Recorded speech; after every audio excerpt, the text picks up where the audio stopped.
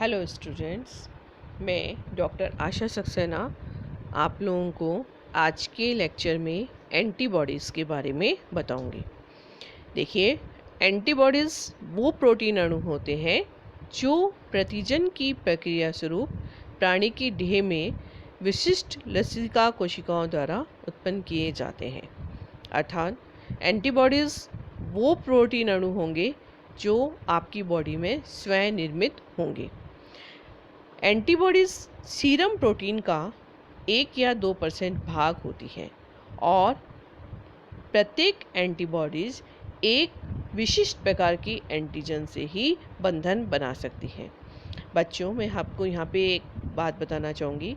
आप लोगों ने फर्स्ट ईयर क्लास में फर्टिलाइजिन और एंटी फर्टिलाइजिन रिएक्शन पढ़ा है। हमारे शरीर में कई प्रकार की प्रक्रियाएं ऐसी होती हैं जिन्हें हम ताला कुंजी मत से समझाते हैं, लॉक एंड की। जैसे कि विभिन्न प्रकार के एंजाइम्स आपके शरीर में उपस्थित होते हैं, लेकिन एक निश्चित एंजाइम एक निश्चित सबस्ट्रेट पे ही क्रिया करता है। उसी प्रकार एक निश्चित एंटीबॉडीज़ एक निश्चित एंटीजन से ही बंधन बना सकती है।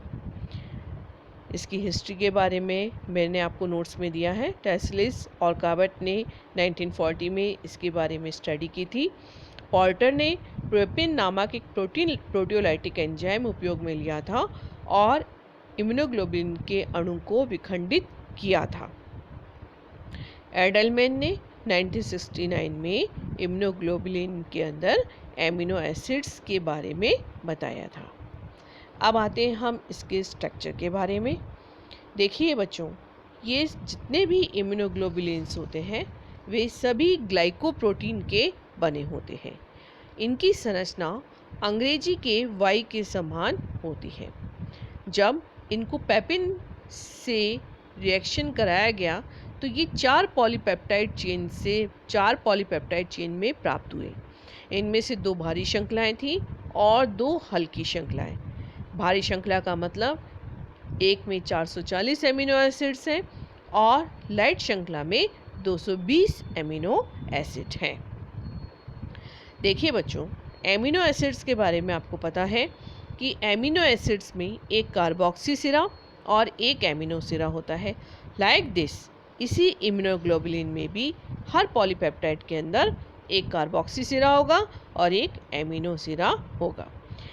पॉलीपेप्टाइड का जो एमिनो सिरा है वो वेरिएबल होता है। वेरिएबल का मतलब यहाँ पर एमिनो एसिड्स का क्रम बदलता रहता है, जबकि कार्बोक्सी सिरा कांस्टेंट होता है क्योंकि यहाँ पर एमिनो एसिड्स का क्रम बदलता नहीं है।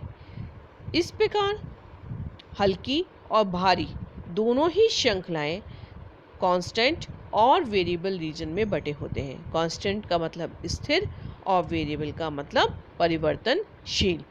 तो आपके पास 4 पॉलीपेप्टाइड चेन है, तो चारों पॉलीपेप्टाइड्स में एक लाइट चेन वेरिएबल होगी, लाइट चेन कांस्टेंट होगी, हैवी चेन वेरिएबल होगी, हैवी चेन कांस्टेंट होगी।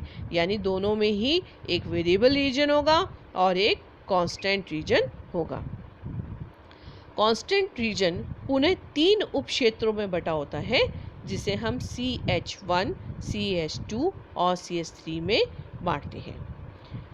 देखिए, अब आता है हमारा इम्पोर्टेंट भाग, इम्यूनोग्लोबुलिन्स का या एंटीबॉडीज़ का वो भाग जो कि एंटीजन से बंधन बनाता है। वो आपके हैवी और लाइट श्रृंखलाओं के वेरिएबल क्षेत्र के बीच में कुछ एमिनो एसिड्स के द्वारा निर्मित होता है और ये वेरिएबल क्षेत्र हाइपर वेरिएबल और फ्रेमवर्क क्षेत्रों में विभक्त होता है। देखिए, हाइपर वेरिएबल का मतलब है कि यहाँ पर एमिनो एसिड्स में बहुत अधिक विभिन्नताएं पाई जाती हैं। आपको ये तो पता ही है बच्चों कि हमारे वातावरण में विभिन्न प्रकार की एंटीजन्स हैं और प्रत्येक एंटीजन्स के लिए एक निश्चित एंटीबॉडी होती है। और ये निश्चित एंटीबॉडी कैसे आएगी? ये आपके हाइपर वेरिएबल क्षेत्र से ही आएगी, क्योंकि हाइपर वेरिएबल क्षेत्र में एमिनो एसिड्स का क्रम बहुत अधिक बदलता रहता है। और इसी के कारण एंटीबॉडीज़ में इतनी विभिन्नताएं आती हैं और ये विभिन्न प्रकार की एंटीजन से जुड़ पाती हैं। हैवी और लाइट चेन दोनों में ही हाइपर वेरिएबल भाग 3 भागों में बटा होता है, जिसको हम HV1, HV2 और HV3 कहते हैं।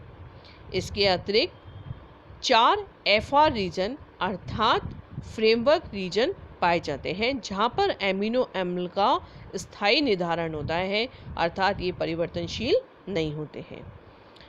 हाइपर वेरिएबल रीजन को कॉम्प्लीमेंट्री डिटरमाइनिंग रीजन या CDR भी कहते हैं। बच्चों, आप इस शब्द को ध्यान रखिएगा, क्योंकि जब एंटीजन एंटीबॉडी रिएक्शन पढ़ेंगे तो हाइपर वेरिएबल रीजन को हम CDR क्षेत्र से ही डिनोट करेंगे और बताएंगे। ये डायग्राम है जिसमें आप देख रहे हैं एंटीजन की binding site, light chain, heavy chain, light chain और हैवी चेन आपस में डाइसल्फाइड बॉन्ड के द्वारा बंधे होते हैं।